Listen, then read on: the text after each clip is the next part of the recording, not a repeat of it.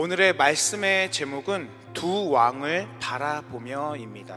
오늘의 말씀은 북이스라엘과 남유다의 왕들에 대해서 이야기를 하고 있습니다. 하나님의 백성, 선민이라고 이야기를 할 수 있는 이스라엘이 어쩌다가 이렇게 하나님을 떠나고 하나님의 심판을 받게 되었는지 말씀을 읽을수록 안타까움이 생겨납니다. 우리에게 말씀하시기 원하시는 것이 무엇인지 같이 살펴보도록 하겠습니다.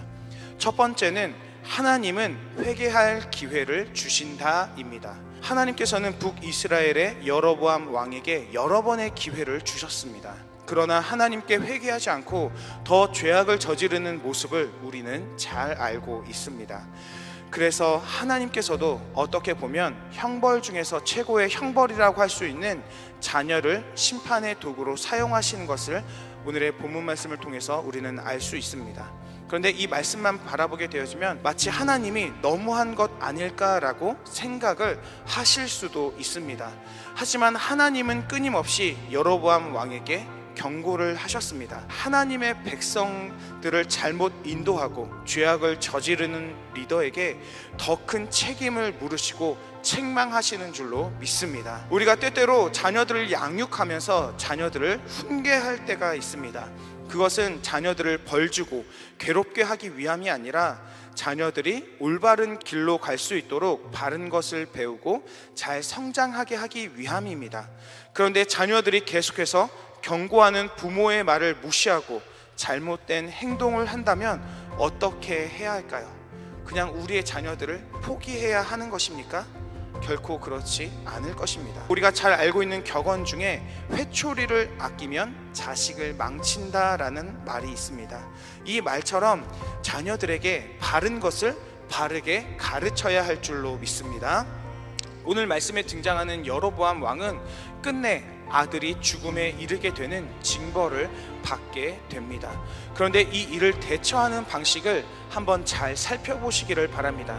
한 나라의 왕이 아들이 중한 병에 걸리자 자신이 왕이 될 것이라고 예언한 선지자에게 아내를 변장해서 마치 자신의 아들이 아닌 것처럼 위장을 해서 보내게 됩니다. 자신이 가는 것도 아니라 아내를 위장해서 보내는 이 태도를 어떻게 한 나라의 왕의 모습이라고 생각할 수가 있겠습니까? 어떻게 보면 여로보암은 하나님이 주신 회개할 수 있는 마지막 기회를 이렇게 잃어버리고 만 것입니다. 만약 여로보암이 회개의 마음을 가지고 있었다면 하나님께 나아가 그동안 자신이 저지른 모든 죄악들을 회개하고 돌이키면 되는 것입니다. 혹시 아직 하나님과 해결하지 못한 죄악이 있으십니까? 마음에 심한 죄책감과 나도 해결하지 못한 답답한 마음을 가지고 계십니까? 그렇다라고 하면 하나님 앞에 나와 모든 죄악들을 토설하시기를 바랍니다.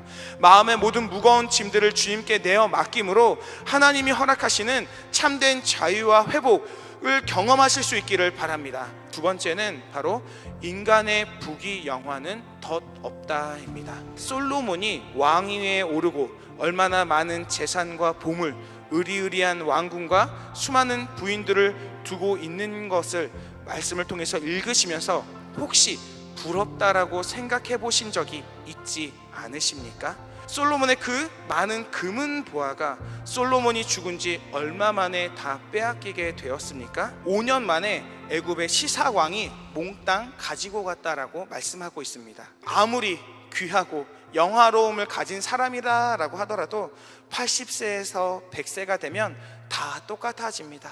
옷도 한 벌씩 입고요. 솔로몬의 영광이 아무리 위대하고 찬란했어도 죽은 뒤 5년 만에 모두 사라지는 아침 안개, 이슬과도 같은 덧없는 것들임을 바로 기억하실 수 있기를 바랍니다. 이 세상에 잠시 잠깐 동안 가지고 있어야 하는 것에 우리의 모든 삶을 허비하는 미련한 자들이 되지 않기를 간절히 축복합니다. 분열 왕국의 두 왕은 모두 하나님을 떠났습니다. 하나님이 가증히 여기시는 죄악으로 빨리 달려가는 삶과 선택들을 했습니다. 두 왕은 계속해서 싸웠습니다. 끊임없이 다투었습니다. 같은 민족이 같이 하나님의 백성으로 선택받은 사람들이 서로 전쟁을 하였습니다. 이 모습을 하나님께서 하늘에서 바라보시며 무엇이라고 말씀을 하셨을까요? 다윗은 사울 왕이 자기의 목숨을 해하려 할 때에도 하나님의 기름 부으신 받은 자를 내가 해할 수 없다라고 하며 하나님 손에 맡겼습니다. 이 세상의 부귀영화는 모두 잠깐입니다. 고난도 잠깐, 고생도 잠깐. 이 세상의 모든 것들은 다 잠깐이며 영원하신 하나님을 바라보며 영원하신 하나님께 기도하실 수 있기를 바랍니다. 영원한 하나님의 은혜와 사랑, 능력과 응답을 받으시는 능력 있게 살아가시는 금난의 모든 성도님들이 되실 수 있기를 간절히 축복합니다.